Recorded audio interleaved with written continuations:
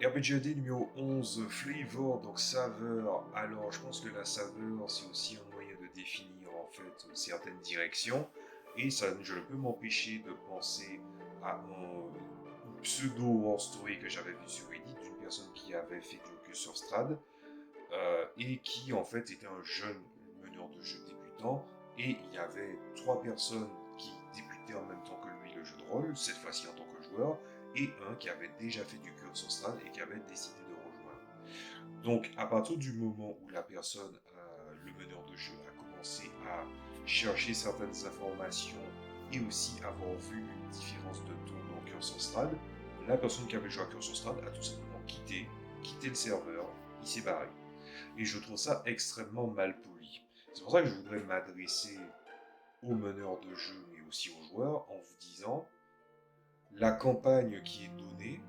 ce qu'on pourrait appeler la direction de jeu, on en a parlé récemment dans des vidéos, la direction de jeu qui est proposée peut très bien s'amalgamer avec la direction de votre façon de masteriser le ton que vous avez envie de gérer pour pouvoir donner une expérience qui est différente des autres. Si des gens viennent vous en faire le reproche après avoir fait cette campagne, bon déjà je pense que la première chose à faire c'est dire à la personne que si elle a déjà fait cette campagne, peut-être qu'elle ne devrait pas la refaire avec vous,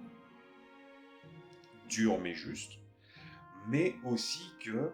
c'est une perspective de comment vous allez donner de l'identité à l'histoire et surtout si vous empruntez une campagne que par exemple auquel vous êtes un débutant et que vous allez vous lancer sur une nouvelle campagne basée sur un contenu déjà existant, ben que la meilleure des choses, c'est que vous arriviez à comprendre et à identifier le ton que vous aimez, la direction de jeu que vous appréciez, et surtout, qu'est-ce que vous attendez d'une partie. Il y a des gens, par exemple, qui jouent l'appel de Cthulhu avec une ambiance un peu Scooby-Doo, des gens qui jouent du médiéval high fantasy avec une vision assez naïve, assez comique, tandis que d'autres essaient un peu de faire du Nullbuck, je ne comprendrai pas ces gens, mais ça existe, concernant le jeu de rôle. Il y a plusieurs façons d'interpréter un scénario et arriver du point A au point B vis-à-vis de la manière dont c'est structuré, par exemple dans le rôle, ça peut être une chose, mais si vous voyez une opportunité de faire une histoire